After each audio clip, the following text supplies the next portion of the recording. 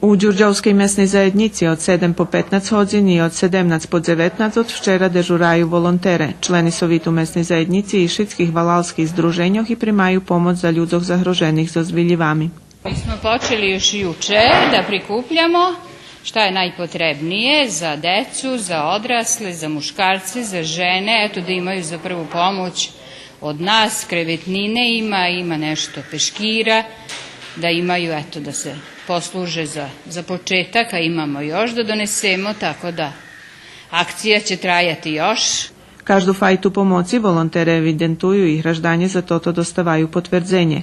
Odvolovanje dobre, a zo zmesni zajednici nadpominaju, že važna humanost, a nje količestvo i vrednost pomoci. Ljudi prinoša garderobu, cipeli, kučiki, šetalici, kozmetiku djecinsku, muki da to prinjesel.